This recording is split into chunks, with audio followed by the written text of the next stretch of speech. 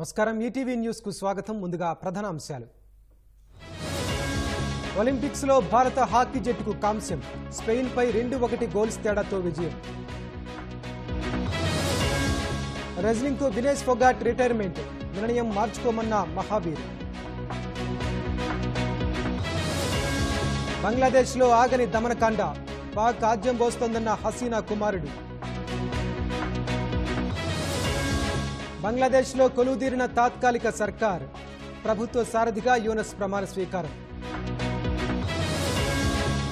బంగ్లాదేశ్ లో భారత వీసా సెంటర్లు మూసివేత పరిస్థితి గమనిస్తున్నామన్న విదేశాంగ శాఖ వక్ఫ్ బిల్లుపై విపక్షాల నిరసన జేపీసీకి పంపేందుకు కేంద్రం అంగీకారం వరుసగా 9వ వడ్డీ రేట్లు యథాతథం ఇక గంటల వ్యవధిలోనే చెక్ క్లియరెన్స్ రష్యా భూభాగంలో ఉక్రెయిన్ సైన్యం ఇరు దేశాల మధ్య భీకర పోరు